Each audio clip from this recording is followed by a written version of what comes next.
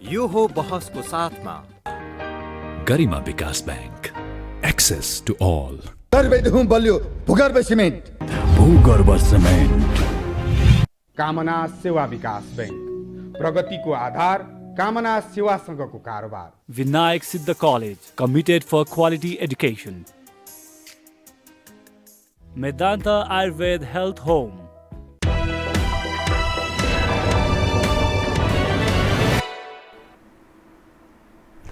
नमस्कार, यो बहसमा म यहाँहरूलाई हार्दिक स्वागत गर्दछु। जीवराम भण्डारी। आज यहाँहरू सामुन्ने उपस्थित हुनुहुन्छ प्राध्यापक डाक्टर माधव भट्टराई। उहाँ अन्तर्राष्ट्रिय पञ्चाङ्ग निर्णय समितिको सभापति हुनुहुन्छ, राष्ट्रिय धर्मसभाका अध्यक्ष पनि, एक समयको नेपालको पञ्चाङ्ग निर्णायक समितिको अध्यक्षको जिम्मेवारी पनि उहाँले सम्हालिसक्नु भएको विगतको त्यो अनुभव पनि छ। उहाँसँग आज म समग्र विषय, आजबाट नवरात्र सुरु भएको छ, अर्थात् घटस्थापना, जमरा राख्ने दिन। यो समस्त नेपालीहरूको एउटा महान चाड बडा दशैंको यो प्रारम्भ यसरी भएको छ। नवरात्र 9 दिन, अनि त्यसपछि विभिन्न खाले उल्लासका कुराहरू हामी विगत सारा बिर्सेर एउटा रमाइलो वातावरणमा यो दशैंलाई यसरी हर्षोल्लासपूर्वक खाने, पिउने, लाउने, यावत रमाइलो भेटघाट, आफ्ना आदरणीय व्यक्तिहरूसँगबाट टीका ग्रहण यावत हुन्छ। तर पछिल्लो अवस्था कस्तो देखा पर्छ भने हाम्रा परम्परा, मूल्य, मान्यताहरू ह्रास हुँदै गएका छन्। खास गरी नास्तिकहरूको नेपाली समाजमा वर्चस्व बढेको छ। यसले हाम्रो आफ्नोपन समाप्त हुँदैछ। जब आफ्नोपन समाप्त हुन्छ, त्यसले त्यो मुलुकको अस्तित्व, निरन्तरता अथवा कायम रहन बडा कठिन हुन्छ। त्यस्तो बेलामा जनले कता कता अर्को एउटा बाटो तय गर्नुपर्ने स्थिति बन्छ। किनभने हाम्रा परम्परा, मूल्य र मान्यता भनेका हाम्रा त्यो सम्पत्ति हुन्, हाम्रा पूर्वजहरूले स्थापित गरेका ती मान्यताहरू हुन्। त्यसकारण म आज प्राध्यापक माधव भट्टराईसँग, उहाँ ज्ञानको एउटा खानी पनि हुनुहुन्छ, पूर्वीय संस्कृति यावत विषयलाई उठान गर्नेछु। किनभने यही नवरात्र लगायत दशैं, यी विषयमा केन्द्रित रहेर कुराकानी गर्नेछु। सर्वप्रथम म उहाँलाई स्वागत गर्छु। स्वागत छ यहाँलाई। नमस्कार, शुभकामना। बहुत धन्यवाद यहाँलाई।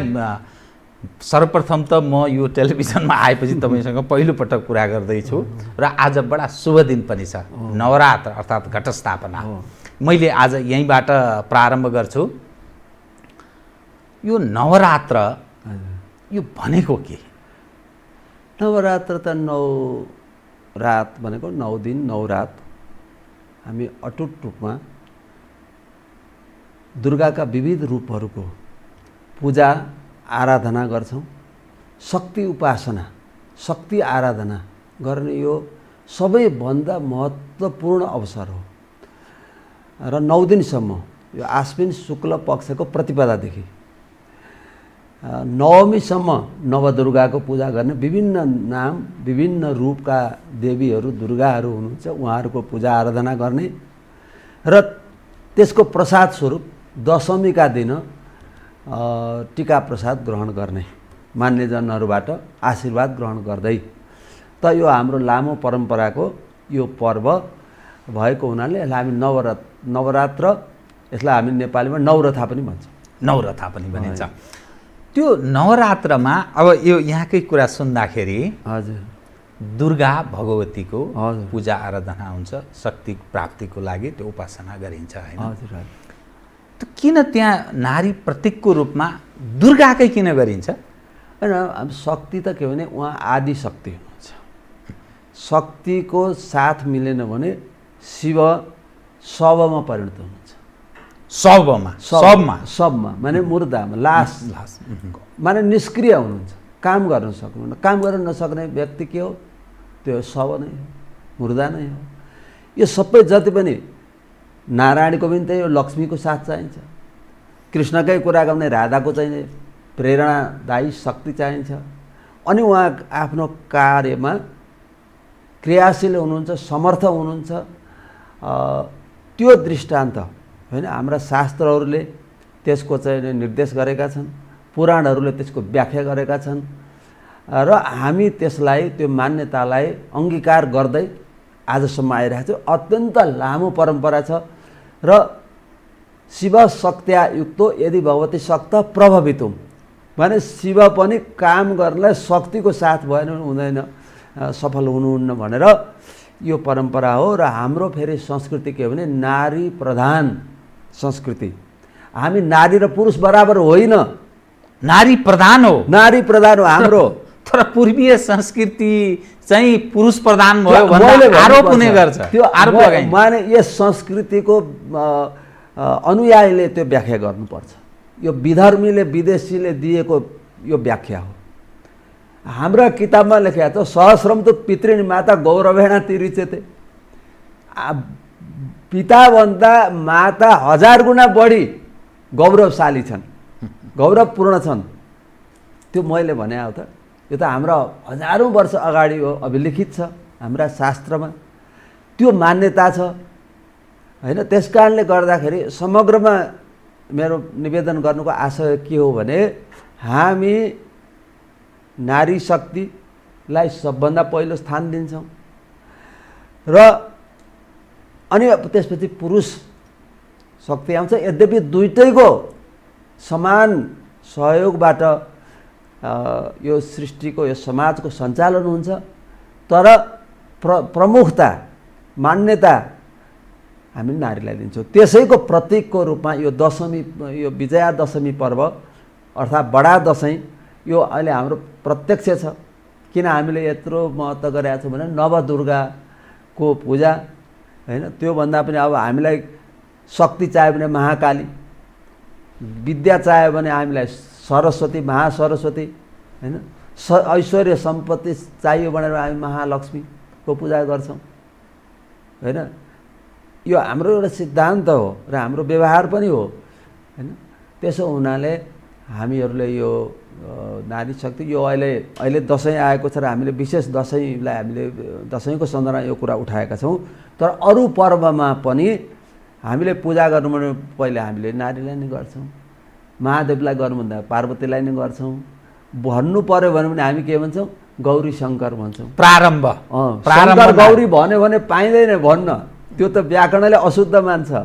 त्यसलाई त त्यो कसैले गौरी शङ्कर लेख्ने ठाउँमा शङ्कर गौरी लेख्यो, राधा कृष्ण लेख्ने ठाउँमा कृष्ण राधा लेख्यो भनेदेखि त्यो ग्रामेटिकल मिस्टेक, नम्बर काटिन्छ, त्यो लेख्न पाइँदैन। पाणिनीले पनि यो गरिदिए व्यवस्था, पहिले नारीको नाम लेख अनि मात्र पुरुषको नाम लेख, जोडिन्छ।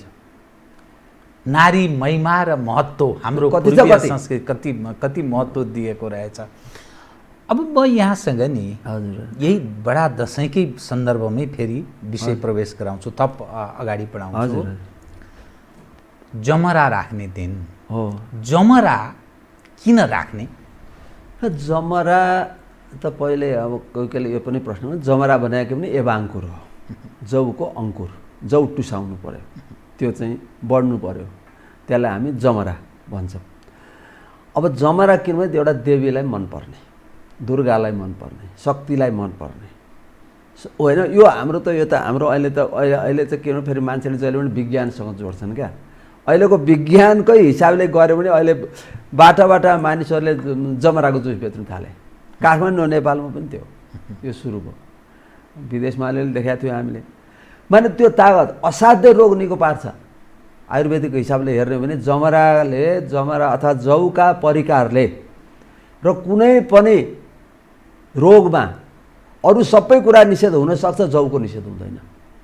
चाहे बार्ली भनौँ होइन, टाइफाइड भयो भने डाक्टरले लेख्यो भने बार्ली त लेखिहाल्छ, अर्थो खान बन्द गर्छ, निषेध गर्छ। तर जौको परिकार त त्यही जौको परिकार हो। भगवान्ले यसलाई भन्नुभयो औषधि नाम अहम एव, सारा यी औषधीय गुण भएका जति पनि पदार्थ छन्, जडीबुटी छन्, यी सबैमा म के हुँ, जौ। किन भनेर भने सबैभन्दा गुणकारी। त्यसो हुनाले हामीले पूजा गर्दा जौ नभए हुँदैन, तिल नभए हुँदैन, अनि यी सबैको महत्त्व छ। त्यस कारणले त्यसबाट बनेको जमरा, जौबाट बनेको जमरा, त्यो जमरा देवीलाई चढाउनुपर्छ अनि देवीलाई मनपर्छ त्यो होइन। यो शास्त्रमा लेखिएको पनि छ, हामीले व्यवहारको पनि मैले अलिकति उदाहरण दिएँ। अब शतबीज कतिपय ठाउँमा 7वटाको उपयोग गरिँदो रहेछ। होइन त्यो चाहिँ भन्दाखेरि त्यो त हाम्रो नेपालको परम्परा भन्यो भने त यति समृद्ध परम्परा छ। देश त यत्रो भनौँ न भूगोलको हिसाबले धेरै ठुलो मानिँदैन नि, तर यो के भने विश्वलाई यसले निर्देश गर्ने क्षमता छ नेपालमा। विश्वलाई किन हामीलाई गरेका थिए पहिले, हामीले जे भन्यो त्यो संसारले मान्नु पर्थ्यो। हामी किन टाउको हामी हो नि त, शिर हामी हो नि संसारको, हामीभन्दा माथि कोही छ त दुनियाँमा? सहरमा त हामी छौँ, त सबभन्दा माथि त हामी छौँ। शिरले हो नि सबैलाई शरीरलाई सञ्चालन गर्ने। यो कुरामा हाम्रो नेपालकै शासकहरूले बुझ्दैनन्। कहाँनिर चुक्यौँ हामी? होइन, यो चुकै छौँ, निरन्तर चुक्दै शिक्षाबाट चुक्यौँ पहिला, त्यसपछि राजनीति हाम्रो लागि चाहिँ एउटा घातक भएर आयो होइन। नेपालको राजनीतिको हेरौँ भने के भने जनता एकतिर छन्, हाम्रो चिन्तन एकतिर छ, हाम्रो दर्शन एकतिर छ, हाम्रा शासक बिल्कुल त्यसको विपरीत छन्। त्यसले गर्दाखेरि अब चुकै छौँ, यो पाइला पाइलामा चुक्दैछौँ, दिनानुदिन हामी चुक्दै गएका छौँ। तर के भने हामीले त्यो चाहिँ हामीले दिएको निर्देश, किनभने शास्त्रले के भन्यो भने यो हजारौँ वर्ष अगाडि लेखिएको एतद् देश प्रसूतस्य सकाशात् अग्रजन्मन सोमसोम चरित्रम शिक्षेरन् पृथिव्याम सर्वमानव, पृथ्वीभरिका मानिसले हामीले दिएको शिक्षा ग्रहण गर। यो भन्ने दम चाहिन्छ क्या। यो हाम्रा पूर्वजहरूमा थियो। हाम्रा ऋषिहरूले भनेका कुरा अकाट्य छन्, शाश्वत छन् होइन। त्यसो हुनाले अब यो हामी जौबाट सुरु गरेको कुरा जुन छ पहेँलो जौ, त्यो जमरा पनि पहेँलो। अहिले जमरा अब त्यही त, त्यसको म थोरै कृपा होइन के भने म सुन्छु, यहाँले भन्नु। यो अब यो जमरा राख्दाखेरि नि के भने हामी मन्त्रपूर्वक त्यसमा पनि अब अत्यन्त पवित्र र अत्यन्त आकर्षक सजिसजाउ भएको, अब त्यहाँ चाहिँ हेर्दाखेरि नै हामीले यस्तो त्यो पूजा कोठा अथवा हामीले दसैँ घर बनाउनु पर्छ कि त्यहाँ साँच्चै नै भगवती देवी साक्षात् विराजमान हुनुहुन्छ। अब त्यहाँ राख्यो जमरा, घट स्थापना गरेर, कलश स्थापना गरेर, जलपूर्ण कलश, पवित्र जल राखियो, विविध किसिमका औषधिहरू राखियो, त्यसमा बीजहरू राखियो। अब त्यसपछि त्यो जमरा प्रधान हो। तर नेपाल विविधता भएको हुनाले के छ भने कसैले मकैको पनि राख्छ, त्यो पनि हाम्रो लागि सम्मानित छ क्या। कि त उहाँले कसैले आज राखेको होइन। मूलत जौ नहुँदा मकै पनि नहुँदा, अब किन हाम्रो त पहाड हो, पहाडमा त कहिलेकाहीँ जौको भने बेला नपाएको होला, अथवा कसैले राख्यो त्यसको कारणले मकैको पनि हुन्छ, अब उम्रिहाल्छ। अब त्यो आखिर त्यसमा अङ्कुरित भएपछि त्यो टुसाएपछि के भने त्यो शक्ति, त्यसबाट ऊर्जा आउँछ त्यहाँ। त्यसलाई चाहिँ ग्रहण गरेपछि के हुन्छ, त्यो शारीरिक बल पनि हुन्छ, हामीलाई बौद्धिक क्षमता पनि बढ्छ। त्यस कारणले असाध्य रोग निको पार्ने क्षमता जौमा छ। त्यस्तै त्यसकै साथमा रहने अरू पनि किन त्यो अभिमन्त्रित भए, ती टुसाए, हरेक दिन पाठ भएको छ, हरेक दिन पूजा भएको छ, हरेक दिन मन्त्र पढिएको छ त्यहाँ बसेर होइन। 9 दिनसम्म पढ्दाखेरि त्यो कति चाहिँ त्यो चाहिँ त्यसमा चाहिँ आयो होला त तागत। अब त्यो चाहिँ फेरि मान्ने जानुबाट देवीलाई चढाइसकेपछि मान्ने जानुबाट आशीर्वादका मन्त्रसहित है अथवा आशीर्वादका बाणीसहित, कसैले संस्कृतको मन्त्र जानेन भने यस्ता नेपालमा यति राम्रा नेपाली भाषामा राम्रा शब्दावली छन् आशीर्वादका, त्यो प्रयोग गरेर चाहिँ हामी टिका लाउने गर्छौँ। भन्दाखेरि त्यसको तागत एउटा चाहिँ त्यसको सामान्यदेखि लिएर हामी यो त विशेष किसिमको यो त्यसमा ऊर्जा पैदा हुन्छ, त्यसलाई हामीलाई ग्रहण गरेर शक्ति प्राप्त हुन्छ होइन। त्यो शक्ति के भने हामीलाई शारीरिक शक्तिदेखि लिएर आध्यात्मिक शक्तिसम्म, किन सबभन्दा ठुलो त आध्यात्मिक शक्ति हो। शारीरिक शक्तिको पनि खाँचो पर्छ, तर सबभन्दा बढी चाहिँ हामीलाई आध्यात्मिक शक्ति। र यो दसैँमा जो दुर्गा साधना, दुर्गा पूजा हुन्छ, त्यो अध्यात्म साधना हो। वास्तवमा चाहिँ यसको रहस्य चाहिँ त्यहाँ गएर टुङ्गिन्छ। अब अलिकति हामी अहिले समाज के भने अलिक बहिर्मुखी भयो, बाहिरी कुराहरू नयाँ लाउने, मिठो खाने, रमाइलो गर्ने, भेटघाट गर्ने, मनोरञ्जन पनि गर्ने, पिङ पनि खेल्ने होइन, नयाँ ठाउँमा घुम्न पनि जाने, आफ्नो इष्टमित्रसँग भेट गर्ने, यी सामाजिक पक्ष यिनको फेरि उत्तिकै महत्त्व कम छैन, महत्त्व त यिनको पनि छ। तर यो चाहिँ यी बाहिरी पक्ष भए यसले सामाजिक सद्भाव बढाउँछन्, हेलमेल बढाउँछन् होइन, समाजमा सकारात्मक सन्देश दिन्छन्। तर यो दसैँमा किन यो के भने चाहिँ शरद ऋतुमा पर्ने आश्विन शुक्ल पक्षको नवरात्रमा गरेको साधना चाहिँ अत्यन्त फलदायी हुन्छ, देवीलाई अति मनपर्ने समय, किन प्रकृति पनि यही बेला राम्रो छ। त्यस कारण यसलाई हामी बडा दसैँ पनि भन्छ। अरू दसैँ बडा दसैँ, ठुलो दसैँ र नभन्दा त्यस्तै पनि अब अहिले यद्यपि आज घटस्थापना छ, अब बाइचान्स आज पर्यो शनिबार बिदा पाइयो, सरकारले बिदा काटिदियो, बिदा काट्नु भने के त्यो घटस्थापना मनाउनु पर्दैन भने मैले त्यो बुझेँ।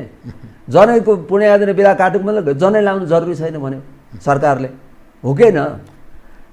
होइन, हाम्रा त प्रबुद्ध दर्शकहरू हामी सुनिराख्नु भएको छ, हेरिराख्नु भएको छ हामीलाई। यो कुरामा कहीँ चाहिँ सत्यता छैन भने भन्नुहोस्, किन घटस्थानमा बिदा काटेको मलाई पटक्कै मन परेको छ। म त्यसो हाम्रा परम्परा मूल्य मान्यतालाई कटौती गर्ने, प्रहार गर्ने प्रयासमा शासकहरू त्यो प्रयासमा। किन हाम्रा यस्ता पर्वहरू काटियो जुनमा म व्रत बस्छु, उपवास बस्छु, म पूजा गर्छु, मन्दिर जान्छु, होइन, अनुष्ठान गर्छु। मेरो नेपाली नागरिक अधिकांश नेपालीहरू त्यो गर्छन्, त्यसै दिन बिदा काट्नु भनेको त्यो नगर। सरकारले जुनसुकै भाषा भनोस् तर गर्नु भनेको चाहिँ त्यही हो। नास्तिक वर्चस्व, नास्तिक भौतिकवादी नास्तिकहरूको वर्चस्व। अब फेरि राजनीतिक वृत्तमा, प्रशासनिक संयन्त्रमा, तर फेरि यसमा नागरिकमा त्यो खाले छैन। तर यसमा के छ भने म शासकलाई मात्रै पनि दोष दिन चाहन्न, यसमा जनता पनि केही हदसम्म हुँदा बुझेर नबुझेर भोट त दिए नि त। अब कति भोट दिए त्यो आफ्नो ठाउँमा छ, किन म त प्रत्यक्षदर्शी, म त हिँडेर चुनावको बेला पनि ठाउँ ठाउँ बुथ हेर्ने मान्छे हो। आजदेखि होइन कि अब मैले 16 सालको चुनावदेखि देखेको होइन, त्योदेखि आजसम्मको पनि म चुनावको चाहिँ एउटा प्रत्यक्षदर्शी अनुभव, एउटा अब वाचम्यान नै भने पनि हुन्छ एक किसिमले, होइन? म साइलेन्ट वाचम्यान है, फेरि त्यो भनेर सबै ठाउँमा भन्न। अहिले अब तपाईँले यो मञ्च दिनु समय दिनुभयो, म अहिले कुरा निवेदन गरेँ। तर जे होस् भोट त केही न केही दिएकै हो नि। त्यसमा जनको पनि जिम्मेवारी छ, जसका कारण यो परिस्थिति सिर्जना भयो। त्यस्ता मानिसहरूको वर्चस्व स्थापित गर्नु त जनताको पनि हात छ। अब अहिले उनीहरू गए, अब अहिले जनताहरू कति चाहिँ पछुताइरहेका पनि छन्, त्यो पनि देखेँ मैले, सुनिरहेको छु। जसले भोट दियो, जसले मलाई यो फलाना भोट दियो भन्यो नि, त्यही मान्छे आज त्यसलाई मैले गल्ती गरेछ भन्दैछ। जनता जनार्दन हो, त्यसले फेरि आफू सचिएर अर्को अवस्था सिर्जना गर्न सक्छ। जनतालाई हामी प्रार्थना पनि गरौँ, महसुस पनि सुशासन कायम होस्, भ्रष्टाचार अलिक घटोस्। अब निर्मूल त भन्नु अलिक गाह्रै होला नेपालमा, त्यसमा चाहिँ अलिकति हामी के भने जनतामा अलिकति आपसी सद्भाव होस्। यो चाहिँ राजनीतिक भेदभाव, जातिको भेदभाव, अहिले राजनीतिले यति अन्याय अत्याचार गरेको छ नेपालको राजनीतिक सिस्टमले। तपाईँले जनतामा भिडाइदिएको छ, भाषामा भिडाइदिएको छ, धर्ममा भिडाइदिएको छ, त यो होइनस् भनेको छ। अनि होइन, कसैलाई चाहिँ ललिपप दिएको छ आरक्षण भनेर। अनि जात सोध्छ, हेर्नु जात त सोध्नु हुँदैन त। राज्यले जात सोध्छ, लोकसेवा गयो भने जात सोध्छ, जातको आधारमा नम्बर दिनुपर्छ, जातको आधारमा नियुक्ति दिन्छ, जागिर जातको आधारमा खुवाउने।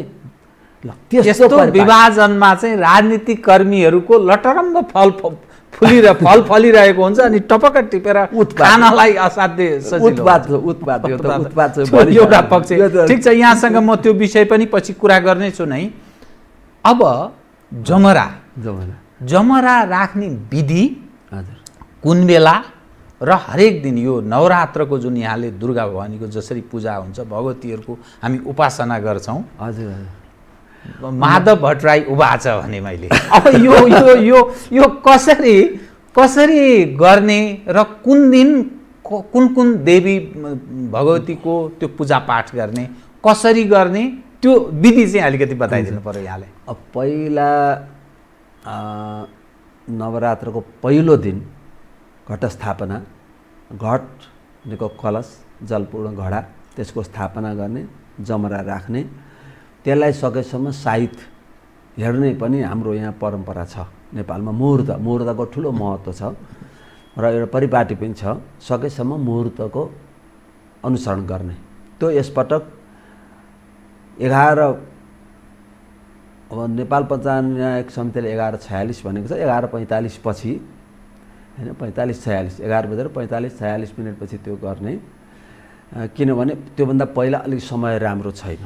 11:45 या 46 मिनेटमा जमरा राख्ने घटस्थापना गर्ने जमरा राखेर। अब नवरात्रको यो प्रारम्भ दिन पहिलो नवरात्र हामीले पात्रोमा नवरात्र आरम्भ भनेर लेख्छौँ आज भनौँ न पहिलो दिनलाई। त्यसपछि त्यो कस्तो हुन्छ, त्यो घटस्थापना गर्ने जमरा राख्ने ठाउँ कस्तो हुनुपर्छ भने जसलाई हामी दसैँ घर पनि भन्छौँ, सामूहिक रूपमा गर्दा दसैँ घर, अथवा हामी व्यक्तिगत गर्ने पूजा कोठा भन्छौँ, पूजा गर्ने घर, पूजा गर्ने ठाउँ कोठा। त त्यसलाई पहिले सफा सुघर पार्नु पऱ्यो, सुन्दर पार्नु पऱ्यो, त्यहाँ पवित्रता रहनु भएन। सकेसम्म होइन, यो भेटेसम्म खोजेर भए पनि गाईको गोबरले लिप्ने, किन गाईको गोबरमा जुन तागत छ, जुन शक्ति छ, कीटाणुनाशक क्षमता छ र त्यसले पवित्रता दिने सबैभन्दा संसारमा उत्तम चिज हो यो गाईको गोबर। ल गाईको गोबर कदाचित कसैले पाउन सकेन भने त्यसलाई धोई पखाली पुछपाछ गरेर सफा गरेर जहाँ सफा छ त्यहीँ नै शक्तिको बास हुन्छ गर्ने। अनि त्यसलाई श्रृङ्गार गर्ने, शुद्ध पार्ने र चोखो माटो, राम्रो माटो, सकभर जहाँ चाहिँ राम्रोसित चाहिँ अङ्कुरित हुन उम्रन सकोस् जौहरू, त त्यस्तो माटो कुनै भाँडोमा अथवा टपरीमा भए पनि हुन्छ, चोखो त साँच्चै भने टपरी नै हुन्छ, त्यहाँ चाहिँ राखेर र यसरी गर्ने। यो सकेसम्म साइत छोप्न नसक्नेहरूले आफ्नो अनुकूल गर्ने, सकेसम्म अभिजित मुहुर्त चाहिँ पार्ने, कसै 11 साढे 11 चाहिँ बजोस् होइन।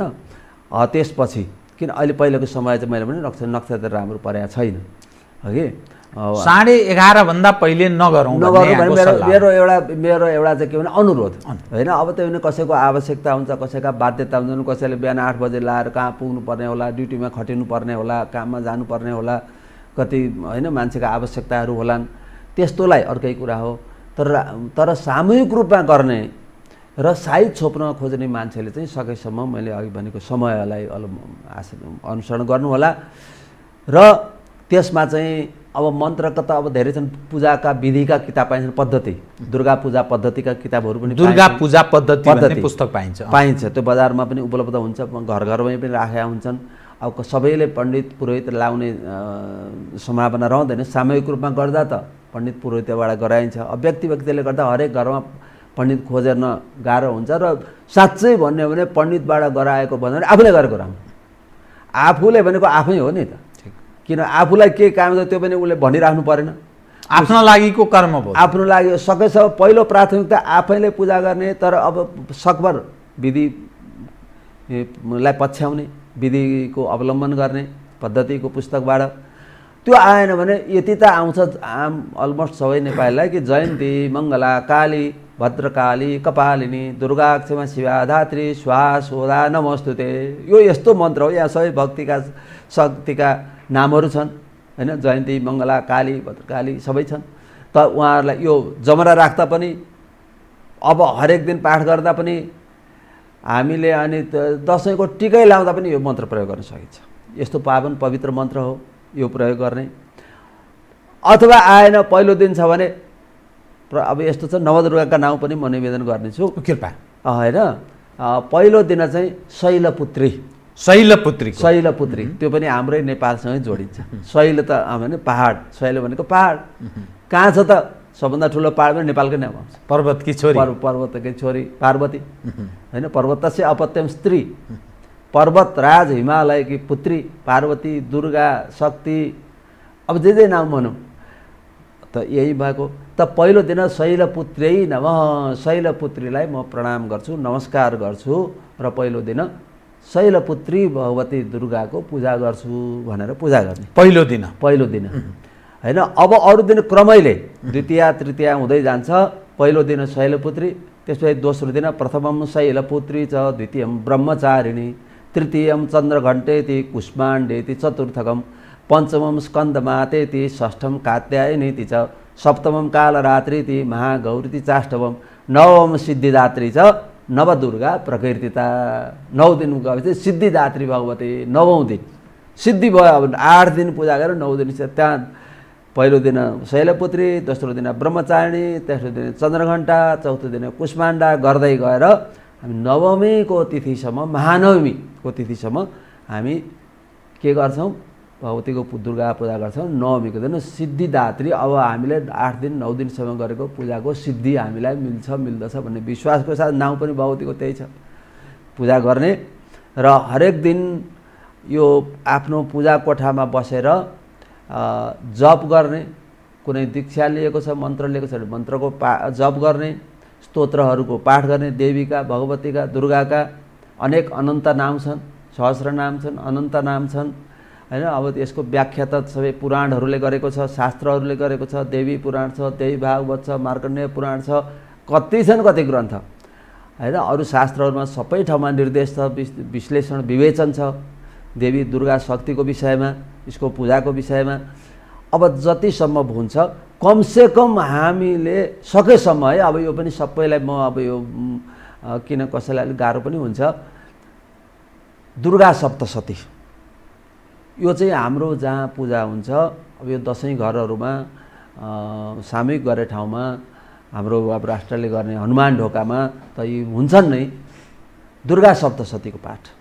दुर्गा सप्तशतीको पाठ हाम्रो यही हाम्रो हिमालमै, यही हाम्रो नेपालमै, यही हाम्रो हिमाली भागमै बनेको त्यो दुर्गा सप्तशती, यही भगवतीको उत्पत्ति भयो, यही दुर्गाको उत्पत्ति भयो, यही उहाँले अनेक चरित्र गर्नुभयो, यहीँबाट संसारलाई उहाँले निर्देश गर्नुभयो हैन। ती महिमा किन आफ्नोपन पनि छ त्यो हाम्रो उत्तराखण्डको, हाम्रो यो हिमाली क्षेत्रको यो एउटा ठुलो सम्पदा हो है दुर्गा सप्तशती, जसलाई हामी चण्डी भन्छौँ छोटकरीमा। चण्डी पाठ गर्ने सक्नेले कमसेकम एक आवृत्ति हैन, नभए पनि एकै अध्याय अथवा एक चरित्र भन्छ हैन, अथवा एकै अध्याय पनि पाठ गर्ने। अब सबैले पाठ गर्न सक्नु भएन, दुर्गा पूजा गर्ने इच्छा छ भनेदेखि हैन, भगवान हैन शक्तिको अब देवीको पूजा गर्न सकिन्छ, ध्यान गर्न सकिन्छ। अब पूजाका सामग्रीहरू छन्, अब सामग्रीको पनि कुनै सीमा छैन। सामान्यतः पञ्चोपचार 5 किसिमका हैन, धूप दीप अक्षता नैवेद्य फुल पाती हैन। यी अब अलि बढी गर्न छ भने 10 उपचार, 10 उपचारसम्म गर्न त्यति गाह्रो हुँदैन। 10 किसिमका सामग्री जुटाउने र भगवतीलाई चढाउने। त अब त्योभन्दा बढी गर्ने 16 उपचार छ, नानो उपचार छ, राजोपचार छ हैन। अब जति सम्भव हुन्छ, तर देवीले खोज्ने भनेको श्रद्धा र भक्ति हो होइन। भगवानले खोज्ने के श्रद्धा, म प्रति कति प्रेम छ, भित्रैदेखि खुलेर पूजा गरे हो कि एउटा देखावटी गरे। छिमेकीले गरे म पनि गरेँ, छिमेकी मन्दिर गए म पनि गएँ, त्यस किसिमले गरे कि उसको अन्तरात्मा, किनभने भगवती शक्ति देवी भगवान भने त अन्तर्यामी हुनुहुन्छ, हाम्रो मनको कुरा बुझ्नुहुन्छ, हामीलाई के चाहिएको छ उहाँ भन्नुहुन्छ। हामीले वास्तवमा उहाँलाई मलाई यो चाहियो, मलाई यो नोकरी देऊ, मलाई प्रमोसन देऊ, मलाई फलानु भन्सारमा जागिर देऊ, यो पनि भन्नु पर्दैन क्या। उहाँलाई दिने आवश्यक, उहाँले कहाँ दिँदा ठिक पर्छ उहाँले त्यही दिनुहुन्छ। अब तर यो निष्कामना गर्न गाह्रो छ अहिलेको मान्छेहरूलाई नि, अहिलेको मान्छेहरूले निष्कामना गर्दैन त। अब कोही कोहीले गर्नु होला निष्काम पूजा अर्चना र भक्ति भाव प्रकट गर्ने, तर भक्ति चाहिँ हुनु पर्यो, श्रद्धा हुनु पर्यो।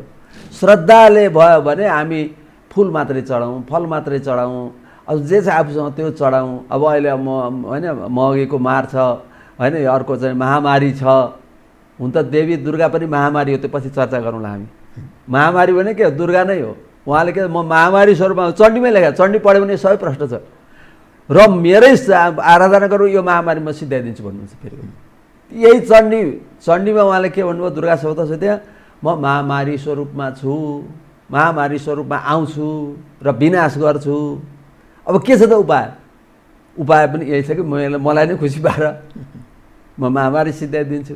अब यत्रो महामारीमा हामी छौँ, अब अहिले पनि हामीले दुर्गा पूजा गऱ्यौँ भने के भयो, महामारी बढ्छ। हामीले पशुपतिनाथको पूजा नगर्दा के भयो, महामारी घटेको त छैन नि होइन। हाम्रो राजाले के ठान्यो, पशुपतिलाई चाहिँ बन्द गरेपछि चाहिँ महामारी घट्छ भनेर हामीले भाषण दियो। अब के हो त, पशुपतिको पूजा राम्रो छ, पूजासम्म त भित्र भएको छ भनेका छन्, तर आम जनताले हेर्नु पाएको छैन। साक्षी त भक्त हुन् नि त, भक्तले हेर्नु पाउनु पर्यो नि। भक्त र भगवान साक्षी बिनाका पूजा भयो कि भएन के पत्तो। अब भक्त र भगवानको बिचमा त गाह्रो लगाइदिएको छ, पर्दा लगाइदिएको छ, थाहा छैन, जानु पाइँदैन, बाहिरै थुन्छ, बाहिरैबाट रोकिदिन्छ। अब पशुपति त प्रसन्न हुनु होला त यस्तो अवस्थामा, अनि महामारी नभएर के हुन्छ। दुर्गाको पनि त्यही हो, दुर्गाको राम्रोसित पूजा भएन। यो एकदम मैले यो हजुरको यो लोकप्रिय सञ्चार माध्यमबाट यो निवेदन गरेको छु, पूजा राम्रोसित भएन, भगवान् खुसी हुनु भएन, भगवती चाहिँ नि क्रुद्ध हुनुभयो। भुइँचालो किन आयो 72 सालमा? एकदम यो त बिल्कुल वैज्ञानिक कुरा। किन अहिले महामारी भइरहेछ? र जीवराम सर, म के निवेदन गर्छु भने यदि मानिसको चरित्रमा चालचलनमा स्खलन हुँदै गयो र मानिसहरूमा अझै चेतना बढेन होइन, जुन हाम्रो एउटा वैज्ञानिक संस्कृति, जुन हाम्रो चाहिँ मर्यादा आचरणको उल्लेख गरिएको छ होइन, त्यो थियो, त्यस्तोको लोप गरेर अहिले जुन जथाभावी गर्न त्यसले के हुन्छ भने योभन्दा ठुलो पनि आउन सक्छ कुनै बेला। अहिले केही थाम्थुम होला केही समयपछि, तर किन यो चाहिँ हाम्रो नेपालको मात्रै पनि होइन, यो समग्र विश्वकै कुरा हो। तर विश्वको मैले अघि निवेदन गरेँ, विश्वलाई सिकाउने भनेको त्यो मस्तिष्क नेपाल हो। त्यो कुरा यहाँको मान्छेले नबुझ्दा र त्यो शिक्षा दिन नसक्दा अहिले यो फैलेको छ। भोलि योभन्दा डेन्जर हुनसक्छ, खतरा हुनसक्छ। त्यसबाट पनि हामी सचेत हौँ र हामी अध्यात्मपट्टि लागौँ। यो भौतिकता ज्यादा भयो, ज्यादा चाहिँ बहिर्मुखी भौतिकवादले चाहिँ संसारलाई एउटा गाँच्न थाल्यो। गाँच्छ। अध्यात्म भनेको बडा महत्त्वपूर्ण पक्ष हो जो। हजुर। अब यसैमा म यहाँसँग यो विषय पनि आउँछु म कार्यक्रमको अन्त्यतिर। अब नवरात्र समाप्त भयो। हजुर। तत्पश्चात अब 3वटा विधि, हजुर। सप्तमी, अष्टमी र नवमी, 3वटा दिन बलि दिने चलन छ हामी कहाँ, काटमार गर्छको लागि। अनि दशमीको दिन टीका ग्रहण, मान्यजनहरूबाट आशीर्वाद ग्रहण गरिन्छ। आशीर्वाद रातो टीका, यहाँले भने चाहिँ बडा राम्रो सुन्दर वचन सहितको टीका लगाइदिने, आशीर्वाद वचन ग्रहण गर्ने, दिने लिने काम हुन्छ। हजुर। पूर्णिमासम्म पनि काहीँ चलाइन्छ। कतिपय ठाउँमा राता टीका लगाउने, कतिपय ठाउँमा सेता पनि लगाउँछन्। यस प्रक्रियाको बारेमा, यो अवस्थाका बारेमा पनि आम दर्शकलाई बताइदिनुहोस्। सबभन्दा के छ भने घटस्थापनाको दिनबाट जसले शक्तिको आराधना गर्ने अवसर पाउनु भएको छैन, अनि अनेक समस्या हुन्छ नि त, भनिहाल्यो नि। अब अहिले पो बाइचान्स यो शनिबार पऱ्यो, अब आज बिदा लिनुपर्छ घटस्थापनाको दिन, दिउँसो मध्याहतिर गएर घटस्थापना गर्नुपर्छ, अब बिदा छैन। खैर अहिले यसपल्ट भगवतीले मिलाइदिनु भयो। अब फुलपाती सरकारले त जान त्यो बिदा नदिन चाहेको। अब फुलपातीको दिनबाट चाहिँ अहिलेसम्म लाजगालो बिदा दिएछ, र बिदा दिए पनि नदिए पनि फुलपाती अर्थात् सप्तमी तिथि, आश्विन शुक्ल पक्षको सप्तमी तिथि पुग्दाखेरि अब के भने दसैँको हामी उत्कर्षमा पुगिसक्यौँ, धेरै माथि पुगिसक्यौँ। हामीलाई साँच्चै अब दसैँले चाहिँ छोप्यो फुलपाती पुग्दाखेरि होइन। र जसले भनेको सप्तमीको दिन, फुलपातीको सप्तमीको दिन, त त्यस दिन चाहिँ के हुन्छ, फुलपाती भित्र्याउनुपर्छ आफ्नो पूजा कोठा दसैँ घरमा होइन। त्यो अघिल्लो दिन बिल्व निमन्त्रण भन्ने हुन्छ, बेलको बोटमा गएर निमन्त्रण गर्नुपर्छ, आह्वान गर्नुपर्छ। अब त्यो बेलैमा किन, त्यसमा पनि सब प्रश्न पनि शब्दको कहिलेकाहीँ जवाफ दिनुपर्छ क्या हामी। बेलमा किन गएर, अब बेलबाट किन ल्याउने होइन, एउटा चाहिँ बकाइनुकोबाट किन ल्याउने भन्ने पनि कोही कोहीले प्रश्न। पार्टी त अरू पनि छन् नि, बोट बराबरी त्यो होइन, बेलकै किन, बेलको किन। त्यहाँ गएर बिल्व निमन्त्रणा गर्ने र फुलपातीको दिन त्यहाँबाट सबै बेल समेत अनेक किसिमका गुण भएका होइन, देवीलाई मनपर्ने ती लता पल्लवहरू, त्यसमा कमसेकम 9 किसिमका भनेर भनेको छ। त्यो त अब मानिसहरूले धेरै पनि जुटाउँछन् होइन। त्यसमा बेल हुन्छ, दारिम हुन्छ, केरा हुन्छ, जयन्ती फुल हुन्छ होइन। त्यसपछि धानहरू थरीथरीका गरेर हामीलाई माने भन्ने हुन्छ, हाम्रो चाहिँ खोलापाखाको छेउछाउमा है, त्यो मानेको त्यत्रो महत्त्व छ। त्यसको मानेको अरू बेला त्यसको केही माने छैन, त्यस बेला चाहिँ चाहिन्छ मानेकम होइन। अब मानेदेखि लिएर कमसेकम 9 थरी फुलपातै भित्र्याउनु पर्छ। त्यो भित्र्याउँदाखेरि विशेष के भने बढाइ र एउटा इम्पोर्टेन्ट एउटा उल्लेख गर्नै पर्ने के भने त्यहाँ मालसिरी, हाम्रो नेपाली धुन, लोकधुन, नेपालको आफ्नो, अब अहिले लोप हुँदै गएको छ यो कुरा। अघि तपाईँले सङ्केत गर्नुभयो होइन। अब यो कुराहरू किनभने अब एउटा समूह यस्तो हुनसक्यो यी सबैलाई मास्न नै कसरी सकिन्छ भन्ने पनि लागिरहेछ नि त, प्रायोजित भइरहेछ। यसमा भने हाम्रो व्याख्या काम लागेको छैन, विदेशी र विधर्मीको व्याख्याले काम गरिरहेछ। र यिनीहरू ले के भनेदेखि त्यो बाजागाजासहित होइन अब ठुलो ठाउँमा धेरै किसिमको बढाइ हुन्छ, यहाँ चाहिँ त्यो पनि पड्काइन्छ, यहाँ चाहिँ होइन बढाइ बन्दुकको बढाइ पनि गरिन्छ, धेरै हुन्छ। टुनी खेलमा चाहिँ होइन यो सुरक्षाकर्मी सेनाहरूले पनि गर्छन्। तर अब त्यो सब नभए पनि आफ्नो सामूहिक गरेको ठाउँमा होस् अथवा पूजा कोठामा गर्दाखेरि कमसेकम शङ्ख घण्टा डमरू त बजाउन सकिन्छ। र अब गाउँघरमा अथवा चाहिँ होइन सामान्यतया पञ्चेबाजा पनि बोलाउन सकिएला, सकेसम्म पञ्चेबाजा। किन हाम्रो पञ्चेबाजा यस्तो धुन होइन, अब त्यो के भन्नु कस्तो मिठो छ। मलाई के लाग्छ पञ्चेबाजा जस्तो मिठो धुन त संसारमै छैन अर्को।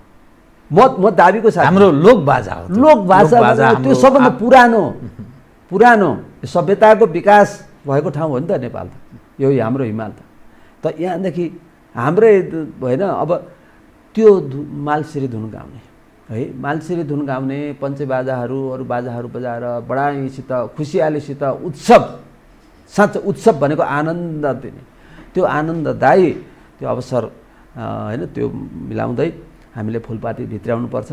त्यही फुलपाती देवीलाई जो भित्राइन्छ, गोर्खाबाटै चाहिँ किन ल्याइन्छ फुलपाती? अब गोर्खा त हाम्रो पुरानो भयो नि त, काठमाडौँभन्दा पहिला गोर्खादेखि यो जुन परम्परा त्यहाँ भएर पछि ल्याइन्थ्यो। अब अहिले त अब यो कुरा पनि के छ खैर एउटा चाहिँ औपचारिकता अहिले पुरा गरिँदैछ।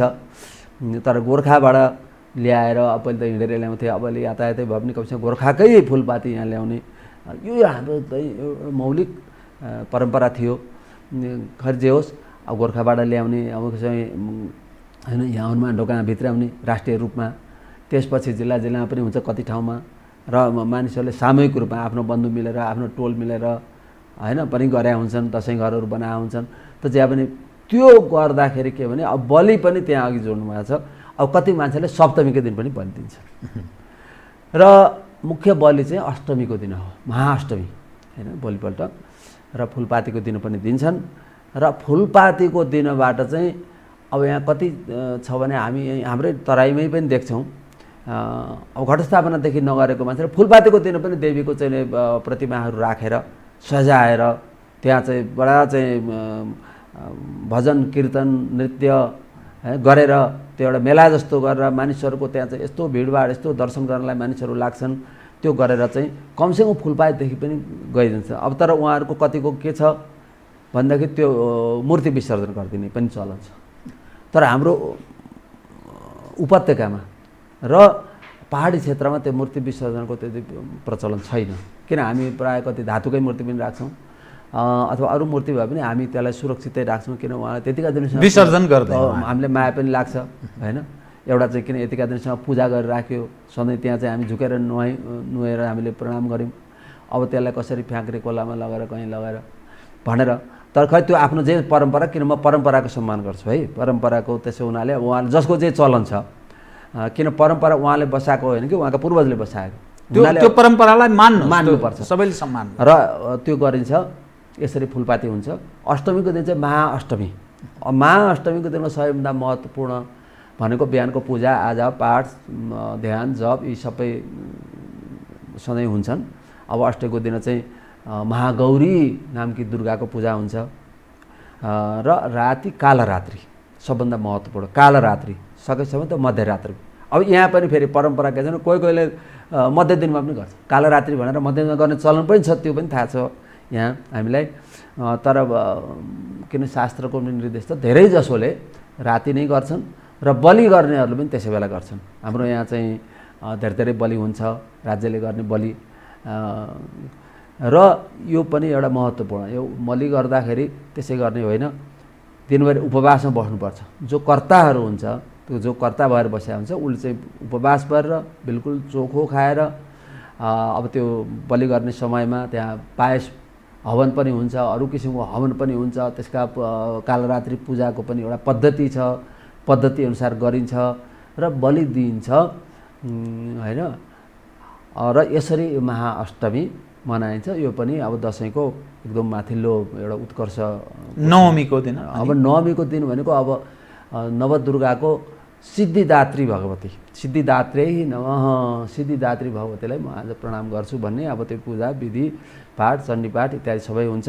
अब भोलि दसैँ छ, टिका छ, त्यसको पूर्व सन्ध्यामा यता घटस्थापनाबाट सुरु गरेको देवीको पूजाको अब आज नवदुर्गाको 9औं दिनको 9औं दुर्गाको पूजा भएको हुनाले यसको महत्त्व त्यसै पनि बढेको छ।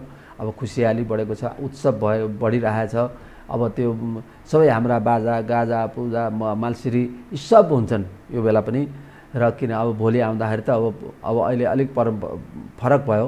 न पहिले के भने कमसेकम घटस्थानमा चाहिँ नभए फुलपातीबाट त नयाँ लुगा लाउनै पर्थ्यो, नयाँ लुगा लाउनु पर्थ्यो। अब त्यो नवमीका दिन त नयाँ लुगा लाउनै पर्यो। र पूजा गर्दाखेरि नयाँ पनि नयाँ चोखो, मुसाले नकाटेको होइन, सकभर नसिएको, त्यसो भने हामी धोती प्रयोग गर्छौँ हो कि। हामी पहाडीहरू पनि धोती हौँ, हामी धोती चाहिँ बिना हाम्रो श्राद्ध पनि हुँदैन, हाम्रो पूजा पनि धोती नै लाउनुपर्छ सकेसम्म होइन। अब तर चाहिँ पनि चोखोले प्रयोग गर्ने पनि चलन छ। खै त्यो आफ्नोलाई त्यसलाई पनि म कुनै अरू कुरा भन्न चाहन्न। र यसरी नवमीको गर्ने। अब अष्टमीको दिनको यहाँ फेरि नेपालकोमा के छ भने एउटा यसै विषयमा हजुर अलिकति स्पष्ट पारिदिनु जरुरी छ, किनभने यहाँ एउटा ज्ञानको एउटा भण्डार भएको हुनाले बलि पशुवधको विरोध एकाले मानिस गर्छन्। यो त्यो पशु अधिकार कर्मीहरू खास गरी फ्रन्टमा आएर यसको काहीँ न काहीँ विरोधको त्यो आवाजहरू यसो बुलन्द गरेको देखिन्छ, प्रचार प्रसार पनि भएको देखिन्छ। यो बलिको बारेमा यहाँको धारणा सुनाउन। म त्यो कुरा निवेदन गर्दैछु, आउँदैछु त्यहाँ। र अष्टमीमा बलि नदिने नवमीमा बलि दिन्छ, अष्टमीमा नदिने नवमीमा, त्यो पनि छ हाम्रो चलन है। त्यो पनि आफ्नो कुल परम्परा को कुरा पनि छ। अब बलि किन दिने अब यसमा छ होइन।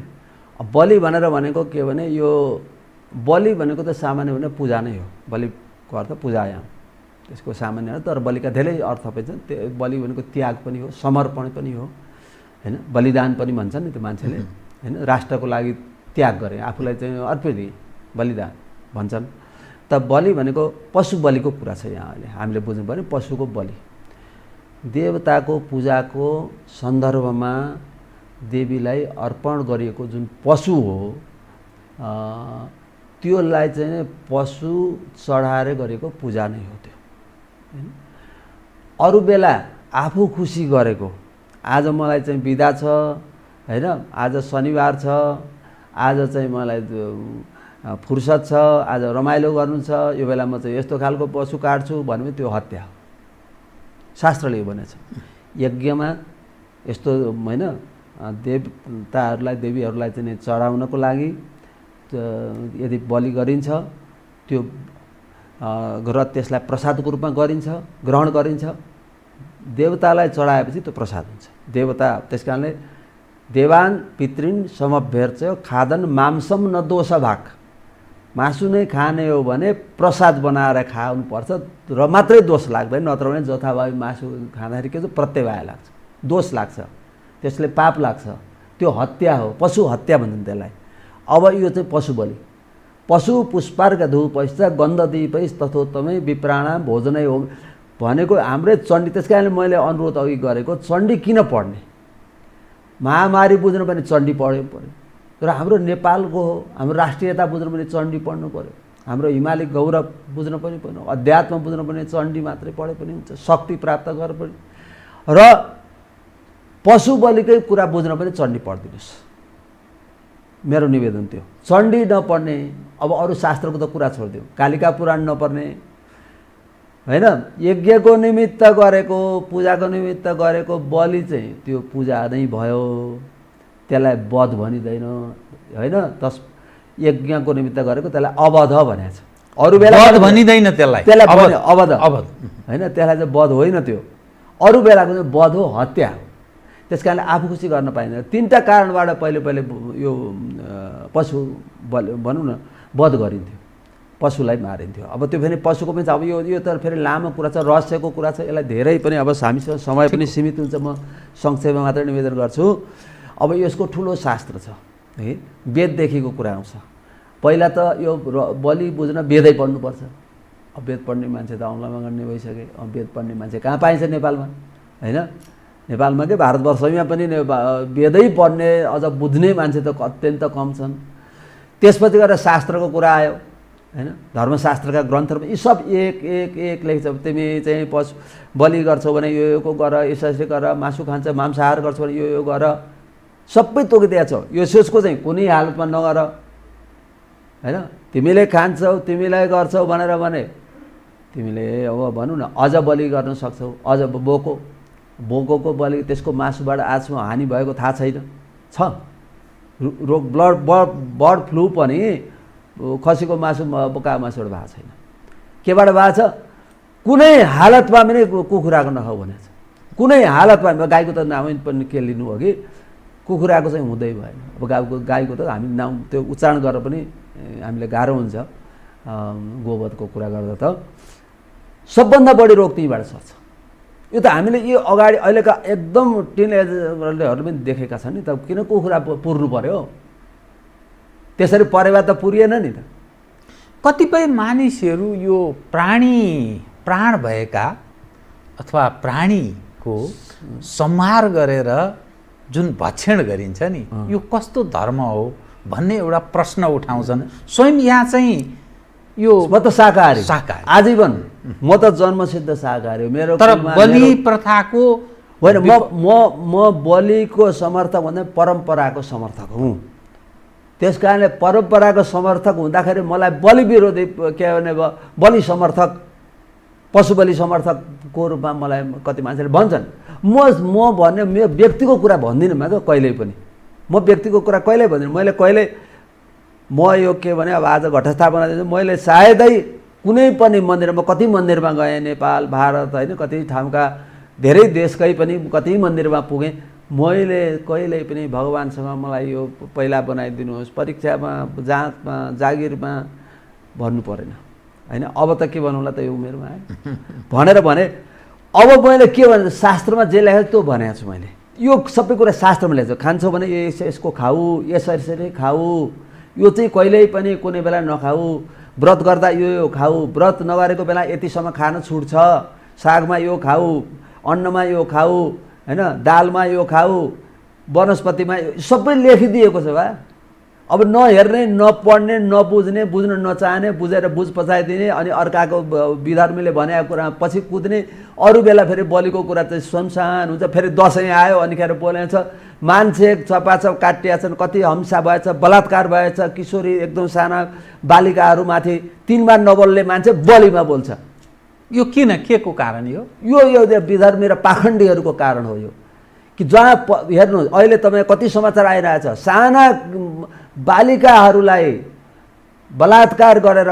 हत्या गरिदिने त्यहाँनिर त्यो मान्छे बोल्दैन कतिपय यो बलि विरोध गर्ने मान्छेलाई त मैले एकचोटि त बिबिसीमा लाइभमै भने किनभने शास्त्रमा छैन भन्दाखेरि शास्त्र पढ्नु पर्यो पहिला के भने आफू जेको पनि मासु खान्छ अनि पशु बाहिर सडकमा निस्केर चाहिँ झन्डा लिन्छ कहिलेकाहीँ पशु बलि गर्नु हुँदैन ती पशु के भन्छ अघि पशु अधिकार कर्मी ती मध्ये पनि कोही कोहीलाई चिन्छु म जो स्वयं मांसाहारी छन् जो स्वयं जेको पनि मासु खान्छ जेको भने चाहिँ अर्थ लागिहाल्यो तर पशु बलिको विरोध छ हाम्रो देवतामा चढाएको बोको चढाएको चाहिँ विरोध गर्छ र त्यो के हो भने त्यो आजको होइन हजारौँ वर्षदेखिको परम्परा हो त्यो अहिले बनाएको परम्परा हामी इतिहास पढौँ न शास्त्र पढौँ न होइन यज्ञार्थे पशव सृष्टासम्म ल्याएको छ पशुको सृष्टि किन भयो यज्ञको निमित्त भयो यज्ञ ठुल्ठुला यज्ञ गर्दाखेरि हामीले सोमयाग गर्नु पर्यो भने बलि बिनाको सोमयागको कल्पना गर्नु पशुको सृष्टि यज्ञका लागि भनेर शास्त्रमा लेखिएको कालिका पुराणमा प्रष्ट यही कुरा कालिका पुराणमा यस्ता अरू ठाउँमा पनि छन् भनेको धर्मशास्त्रहरूले त झन् डिटेल व्याख्या गर्छ हामीले बोल्दाखेरि शास्त्रलाई टेकेर शास्त्रलाई हेरेर भनेर पहिलो शास्त्र दोस्रो परम्परा शास्त्र र परम्परा दुईटा कुरालाई छोड्नु हुँदैन त्यही कुरा हाम्रो राष्ट्रियतामा आउँछ अब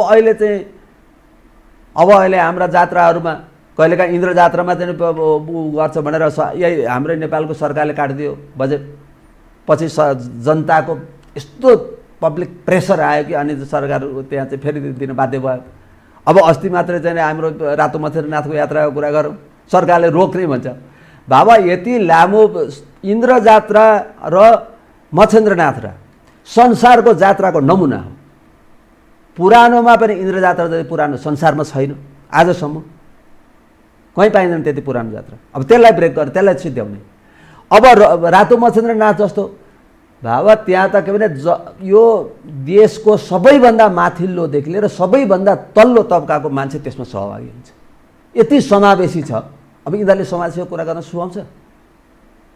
यिनीहरूको समावेशी त खानको लागि समावेशीको भाषण मात्रै हो, त्यो कोरा समावेशी। तर वास्तवमा हाम्रो संस्कृति समावेशी हो। हाम्रो मन्दिरमा गएर हेर्नु त कसले पूजा गर्छ? हाम्रो मन्दिर हेर्नु न, मनोकामना मन्दिर होइन, यहीँको चाहिँ गणेश मन्दिरहरू हेर्नु, हाम्रो बगलामुखी मन्दिरमा हेर्नु होइन, सारा मन्दिरमा त्यहाँ कुनै जातपात कहीँ भेदै छैन। बाबा कति ठाउँमा म उपाध्याय ब्राह्मण प्रश्न पाउँदिनँ मन्दिरमा, त्यहाँको पूजा गर्ने त्यस्तो छ। बाबा यस्तो समावेशी संस्कृति छ, किन म त्यसलाई मान्छु होइन, म त्यसलाई स्वीकार गर्छु। यो हाम्रो संसारलाई उदाहरण हो, नमुना हो नेपाल। अब यसलाई खलबल ल्याउने काम भएको छ। त्यस कारणले पशु बलि के हो भने सकभर त तपाईँ सात्विक हुनुहोस्। सात्विक भने चाहिँ के हुन्छ? तपाईँले खानपिन पनि त्यसै सबै सत्वगुणी गर्नु पऱ्यो, तपाईँको विचार सत्वगुणी हुनु पऱ्यो, तपाईँ सत्यवादी हुनु, कहिल्यै तपाईँले एक शब्द पनि झुट बोल्नु भएन होइन, तपाईँको चाहिँ सबै त्यो नियम हुनु पऱ्यो, त्यो सदाचार हुनु पऱ्यो होइन। त्योमा बसेको मान्छेले पशु बलि पनि गर्दैन, मांसाहारको त कुरै भएन। अब उसले चाहिँ उसलाई त्यो पशु बलिभन्दा माथि पुग्यो, त्यसले गर्नु पनि हुँदैन। कति ठाउँमा शास्त्रमा ब्राह्मणले बलि नगर्नु भनेको छ, तर कस्तो ब्राह्मण? सदाचारी ब्राह्मण, जातको थरको ब्राह्मणले हुँदैन। त्यो त ब्राह्मणभन्दा ब्राह्मणाधम, त्यसलाई ब्राह्मण राक्षस पनि भनेको छ। त्यस्तालाई थरको मात्रै प्रयोग गरेर ब्राह्मण हो भन्नेलाई त्यो हुँदैन। आचरणमा यो चाहिँ आधारित छ। त्यस कारणले सात्विक हुनुहुन्छ, छोडिदिनुहोस् बलि। राजस हुनुहुन्छ होइन, हाम्रो सुरक्षाकर्मीहरू आर्मीहरू कहाँ बस्नुपर्छ? देशको सीमा बचाउनु बस्नुपर्छ। बोर्डरमा बसिया छ, बन्दुक समातेर बन्दुक ताकेर बस्नुपर्छ, पहरा दिएर बस्नुपर्छ, जाडोमा बस्नुपर्छ। उसले जाडो र गर्मी भन्न पाउँदैन। अब उस मान्छेले त मासु पनि खाँदैन, बलि पनि गर्दैन। उसले गरेन भनेदेखि एउटा बोको काट्न नसक्नेले शत्रु आउँदा छप्काउन सक्छ? बहुत अलग महत्त्व महिमा होइन, मनोविज्ञान पनि छ त्यहाँ। एउटा चाहिँ त्यहाँदेखि लिएर अब शास्त्रको निर्देश पनि छ, हाम्रो परम्परा छँदैछ। अब यसमाथि किन हमला? फेरि यही दसैँको मुखमा। त्यस कारणले हामी के भने यसमा विकृति रूढी छन् भनेर भने त्यो कुनै हुन सक्छन् लामो परम्परा, तर त्यसलाई हामी बसेर छलफल गरेर सच्याउँ न कहीँ छ त्यस्तो भने। प्रहार नगरौँ, हाम्रो परम्पराले मान्यतालाई प्रहार नगरौँ, सच्याउन सकिने ठाउँ छ भने गरौँ। अब म यहाँको ध्यान नि हजुर टीका, हजुर टीका बडा महत्त्वपूर्ण पक्ष छ। टीका रातो सेतो, अनि यसको विसर्जनको प्रक्रिया म कार्यक्रमको अन्त्यतिर आएँ र यहाँ पञ्चाङ्ग निर्णायक समितिको पूर्व अध्यक्ष पनि भएको हुनाले त्यो आफू पञ्चाङ्ग निर्णायक समितिको अध्यक्ष भएको बेलामा मैले बुझेअनुसार तत्कालीन प्रचण्डजी प्रधानमन्त्री हुनुहुन्थ्यो।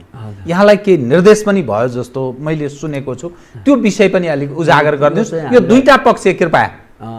यो चाहिँ मलाई पञ्चाङ्ग निर्णय समितिको म अध्यक्ष भएकै बखतमा 2065 सालमा एउटा सरकारले क्याबिनेट डिसिजन गरेर के आदेश दिएको थियो भने 11 महिनाको पात्रो बनाउनु भनेर। 11 महिनाको पात्रो जुन सम्भव थिएन। र अब बाबा मन्त्री परिषदको आदेश नमान्ने कसरी?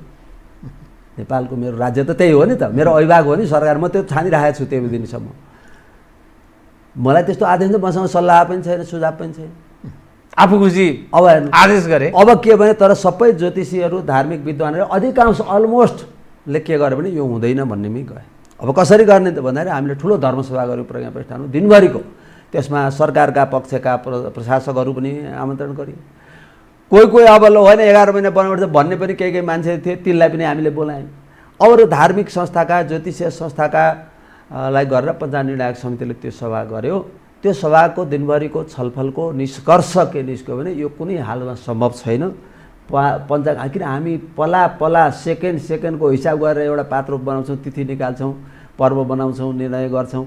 अब कसरी 1 महिना गायब गरिदिन, चैत महिना हटाइदिनु भन्छ भनेपछि त्यो भएन। र यो किनभने अब त्यस कारणले अब त्यो चाहिँ भएन र अहिलेसम्म चलिरहेकै छ। अब भविष्यको कुरा त भविष्यकै उसमा छ, गौरवमा छ। अब जहाँसम्म टीकाको प्रश्न छ, अब टीकामा सबभन्दा दुईवटा साइत चाहिन्छ। एउटा देवी विसर्जनको साइत, जुन हामीले साइतमा चाहिँ घटस्थापना गर्दाखेरि देवी आह्वान गरेर गऱ्यौँ नि, त्यो बेला गरे जस्तै हामी साइत त्यो चाहिँ बिहान 10 बजेर 11 मिनटको साइत छ टिकाको 10 बजेर 11 होइन, मिनेट टिकाको दिन देवी विसर्जनको सायद देवी विसर्जनको 10-11 छ।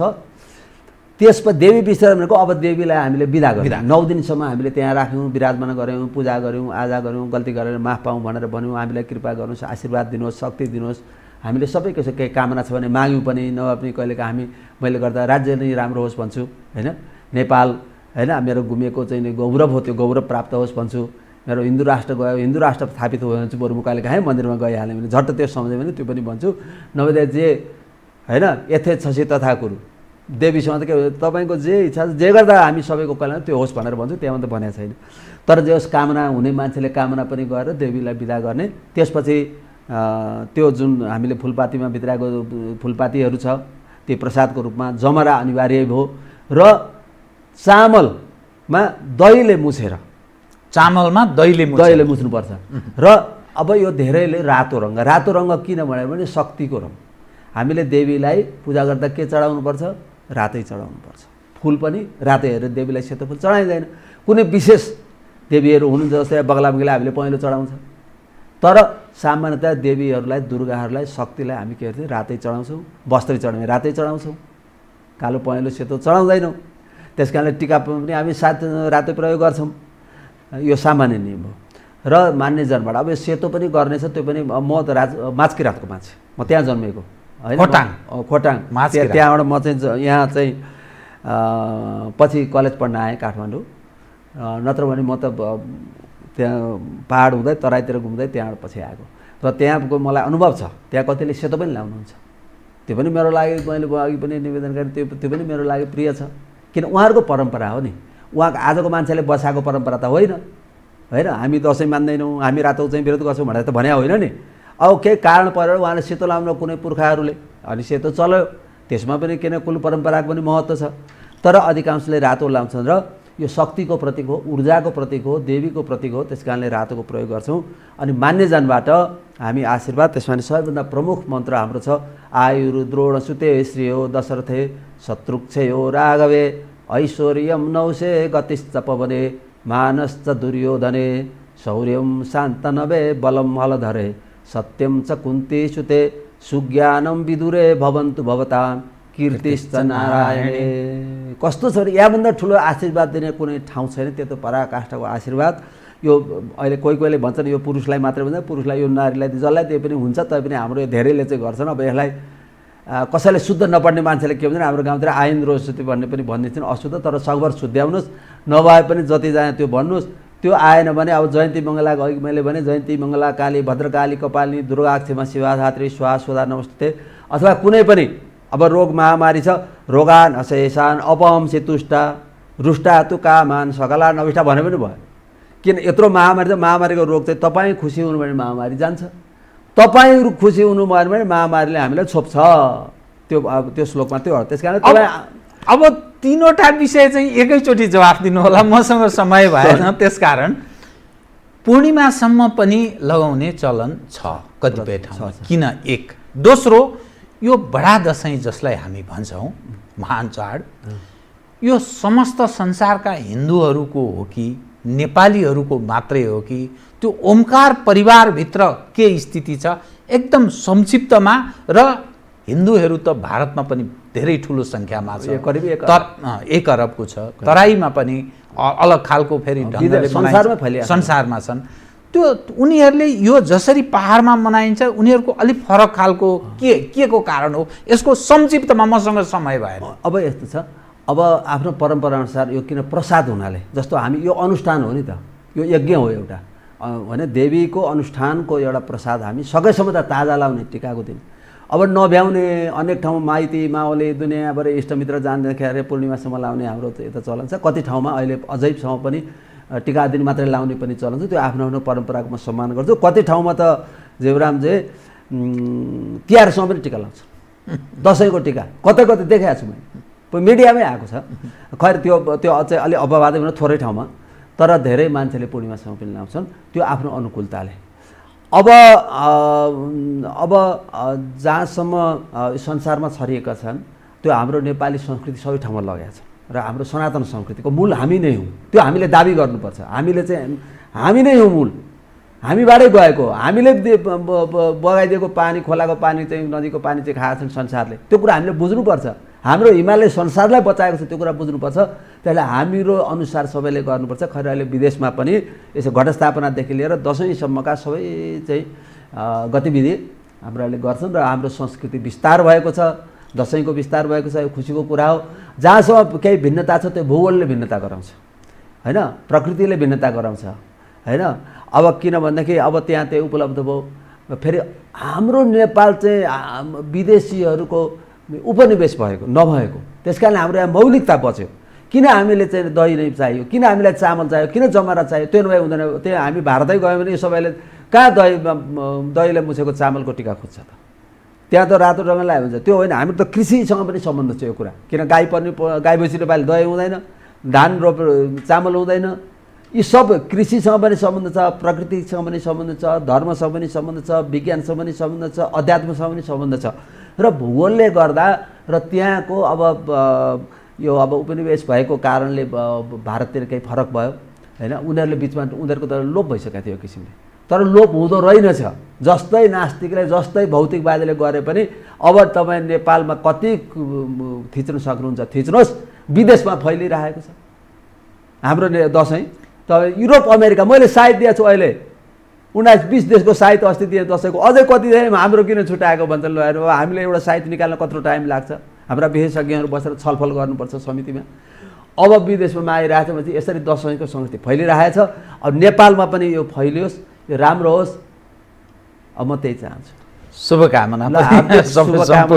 यहाँलाई पनि हाम्रो यो टिभी, होइन, जो अत्यन्त अहिले बडा जनप्रिय भएर गइरहेछ र हाम्रा सम्पूर्ण दर्शकहरू सबैको कल्याण हुन्। दुर्गा भवानीले सबैको रक्षा गरून्, पशुपतिनाथले सबैको रक्षा गरून्। नमस्कार। आदरणीय दर्शकवृन्द, उहाँ हुनुहुन्थ्यो प्राध्यापक डाक्टर माधव भट्टराई, अन्तर्राष्ट्रिय पञ्चाङ्ग निर्णय समितिको सभापति। दसैँ, यसको महिमा र महत्त्वबारे कुराकानी गर्दै म सहित मेरो सम्पूर्ण युनिटलाई कार्यक्रमबाट बिदा दिनुहोस्। तर यो हो टेलिभिजन, हेर्दै रहनुहोला। नमस्कार।